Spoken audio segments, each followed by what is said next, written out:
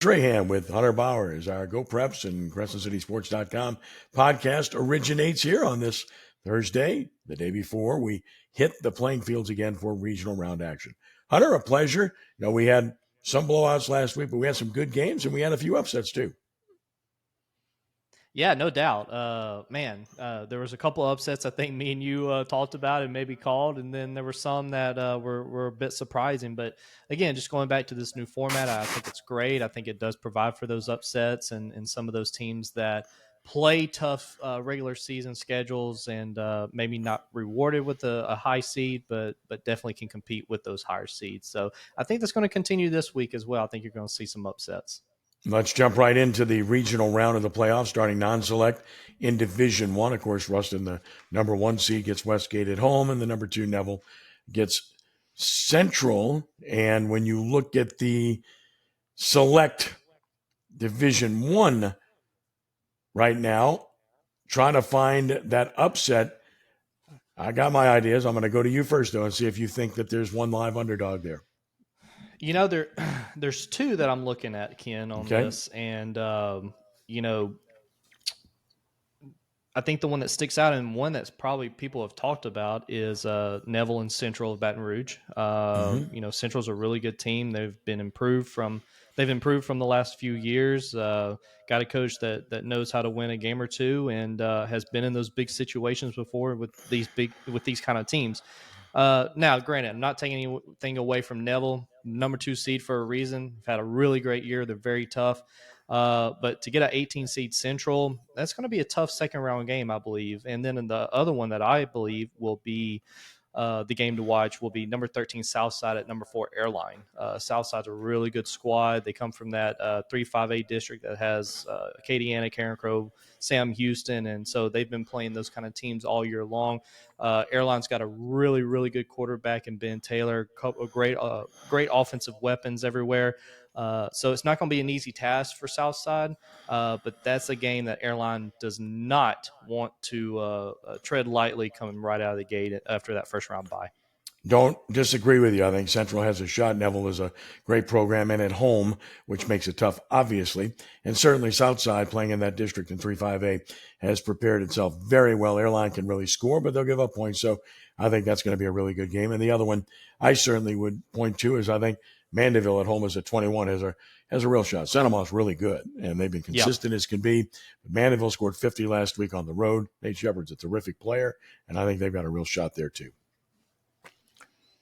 So Absolutely. we move on to Division 2 with the non-select bracket where North DeSoto had a bye as the number 1. They get the 17 DeRidder this week, and Cecilia is the number 2 and gets Iota this week. All right, so taking a look at this bracket, is there any 1 or 2 in there where you think the lower seed has a real shot? I think you got 3 or 4 games that the lower seed has a real shot. One that sticks out, and I talked about them last week. They were one of my upsets. St. Martinville, the number 26 seed, they're going to host Jennings this week, and Jennings is no slouch. Jennings went to the playoffs last year as a low seed and got to this round, so they know how to win these big games. But St. Martinville, tough schedule in the regular season, a lot of great athletes. They can win this game, I think, easily if they can come out and play their game.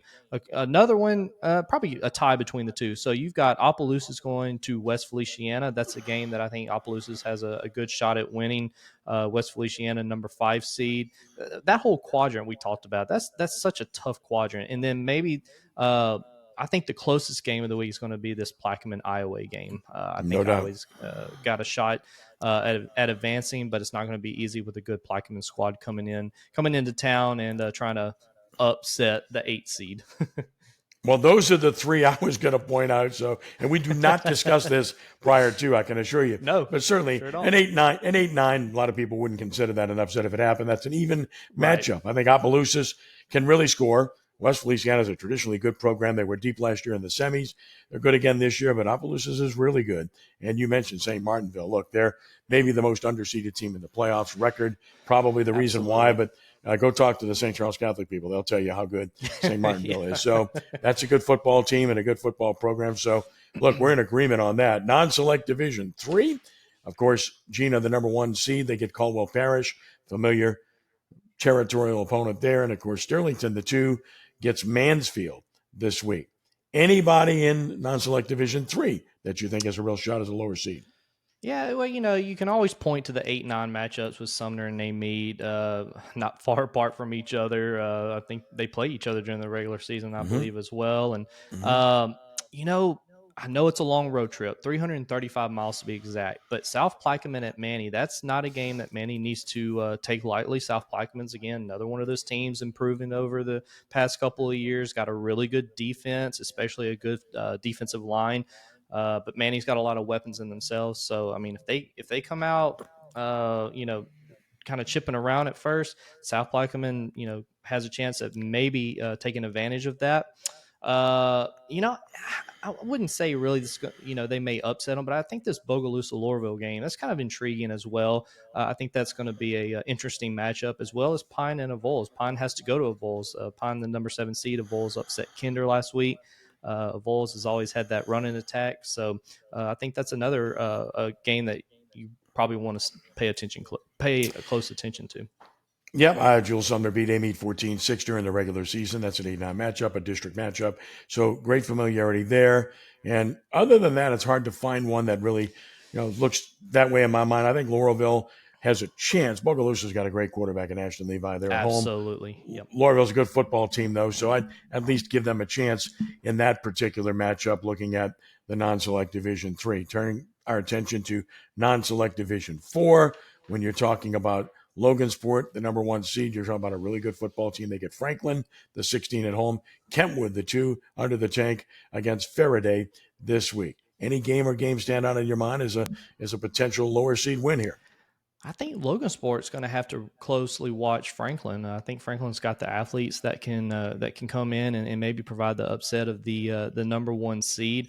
Another game that kind of intrigued me last week was General Trask beating Arcadia by the amount of points they did, and General Trask has athletes; they always do every year. So they're going to have a tough task of going into Haynesville and playing there. But again, not one of those games that a higher seed can take lightly. Other than that, Ken, I think pretty much all of it is pretty much a done deal. The Homer Oakdale game, maybe with the 7 and 10 seed, Oakdale always has some athletes as well and can compete early in the playoffs. Well, I certainly like East Feliciana. I think they've got a great chance to win this week in their matchup as a lower seed. When I look at that matchup, Jeanneret struggled last week with the West St. John team with 2 wins, and East Feliciana has played some pretty good people this year. When your schedule includes West Feliciana and Kentwood and Jules Sumner and Dunham and Episcopal, you've played good people. So I think that the Tigers have a really good shot in that particular game as a lower seed on the non-select side. Turning our attention to the select side of things, starting with Division 1, of course, the highest classification. Man, you got rematch games here, as you always have in this Yeah. class. Holy Cross Jesuit, Holy Cross, the number 1 seed. Karen Crow Acadiana, we saw that 1-point game not too long ago, obviously. St. Augustine John Curtis saw that game a few weeks ago. Also, these are all rematch games, which are never easy. But your thoughts, any one or two here where a lower seed has a good shot? Yeah, and you may have the same selection as I do, but you got to closely watch Archbishop Rummel going up to Captain Shreve. We kind of predicted Rummel going in and giving Northwood a game last week, in which they did 134-14. Captain Shreve is no slouch. They are a very good team, athletic. Jamarlin Otis, their running back, a really good running back. They've got weapons all over the field, but you can't stop a good Rommel squad that has, I know they struggled early in the season, but I think they're really coming into their own as a team. They've certainly proved that over the last couple of weeks. So not a game that Captain Shreve can go in there and just kind of tiptoe around and breeze by. I just don't think that's going to happen. Yeah, the 8-9 seed, Karen Crow and Acadiana, if you want to call that an Mm-hmm. upset. But, Yeah. Karen Crow, it's hard to beat the same team twice.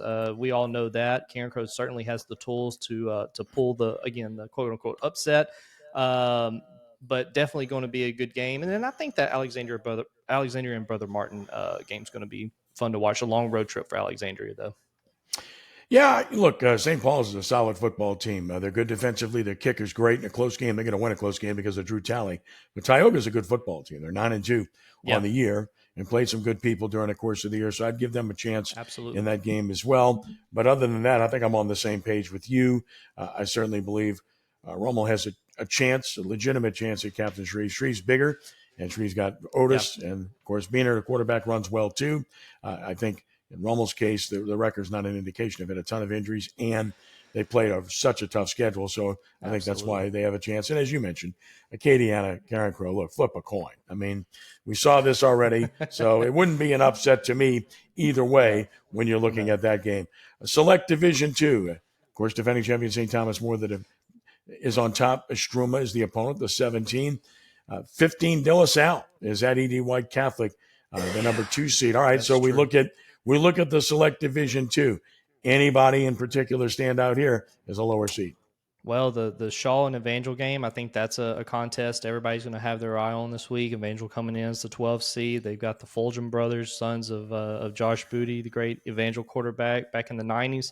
But we talked about this last week. Shaw's been kind of flying under the radar and not really getting a lot of I say attention, but people have been talking about them. But I think this is a very underrated game in terms of a talent and the coaching ability with the two coaches that are going to be involved. Shaw's really strong right now, but I could really see Evangel coming in and giving them a really good game. Like you said, De La Salle and E.D. White. De La Salle's a really good 15 seed. And then also Madison Prep at Turlings Catholic. That's a 7-10 Mm-hmm. matchup. But Madison Prep knows how to win the big games. They've won championships in the past. Could definitely see them going in there and upsetting Turlings if Turlings is not coming to play right at the start. Madison Prep has outscored its last 3 opponents 156 to nothing. They've been there, done that. Charlie's Yeah, Catholic's a good team, and they play in a good league and a tough schedule, but I think that's a absolutely. toss-up game. I really do. I think it's a toss-up type of game, and I think the Chargers certainly have a chance in that matchup. And I would not discount De La Salle. De La Salle's played a very tough schedule. E.D. White Catholic is so consistent and so well Yep. coached under Kyle Lassane. It's hard to pick against them at home. I think De La Salle has a chance. They've played them in the playoffs a few years ago, not too long ago. I did the game, and of course, De La Salle was elite and made 3 state championship games in those days. But I think they have a shot there. You mentioned Evangel Christian; they can score. But I've seen Shaw. Shaw's really good, and Yeah. it's a long trip. I have enormous respect for Denny Duran, but I think Shaw probably wins that game. But I think we're pretty much in agreement where these games are concerned in that bracket. A couple more to go. Select Division 3, and the number 1 seed, St. Charles Catholic, the 2-time defending champion, gets Ascension Episcopal, a rematch of a game last year where Ascension Episcopal had them at the half, but it changed dramatically after that. Calvary Baptist, the number 2, gets Holy Savior Menard. All right, any lower seeds in this one that you're looking at and saying, yeah, I can buy in on this team? Well, certainly Episcopal showed their strength last week against ML King Charter, 50-6. They go in and play Bunkie this week at Bunkie. I think that's a game that Episcopal can go in and upset Bunkie, the 6th seed. Another squad that I was talking about last week, Lake Charles Prep, the 21 seed. They go in and upset Pope John Paul. I think they have a shot at going in and maybe upsetting Catholic of New Iberia as well. That's another game that I think is winnable for the Trailblazers. So I know they would probably most likely get the winner of the University Lab in the University Lab game in the quarterfinals. So, and then again, you can call this an upset, I guess, but Notre Dame has to go up to Darbone Woods Charter, but definitely a game that Notre Dame can win. Coach Louis Cook got his 400th win last week, so congratulations to him, and great accomplishment. And I don't think Notre Dame's done yet. I think they can still go all the way. Yeah, look, Notre Dame's a great program. 400 wins for Louis Cook. Good stuff for sure. And a guy that undoubtedly, in my mind, I think they're a favorite in that game as a 9 seed over an 8. You mentioned Lake Charles College Prep, tough team. Catholic New Iberia is a good team. That'll be a good game. With regard to Episcopal Bunkie, it's one of those games where, the Knights have been there. That's the advantage they have. Bunkie, not so much. That is But correct. Bunkie's a higher seed in there at home. And, would not discount Parkview Baptist at Dunham. Dunham's been scoring really well, though. So That's I think true. those Yeah. are the most competitive of that particular bracket. Finally, in the Select Division 4, the number 1 seed, Vermilion Catholic, had a bye. They're home against Delhi Charter. The number 2, Southern Lab, is at home against Hanson Memorial. Any lower seed that you like in this particular bracket? I don't know if they'll win, Ken, but that St. Mary's Glenbrook matchup is really attractive for many reasons, just because they're so close together. I think an hour separates the two schools. Glenbrook, went to the quarterfinals last year. If they can win, they'll most likely set up another quarterfinals rematch with Washita Christian from last year. So definitely they have a lot to play for. St. Mary's, good as always, and they're always good in the postseason and can compete. Um, the only other one that I was looking at and kind of caught my eye was that Riverside Catholic a Point Coupee matchup. Catholic is number 12 seed, and Riverside's good in their own right, but certainly maybe I wouldn't call it a trap game, but certainly a game that Riverside I don't think would take lightly, but would certainly I think it will be a good matchup in the early going there. The only other one maybe is St. Frederick and Central Catholic. I think that's going to be a good matchup as well, and either team can win the 7 and 10 seed.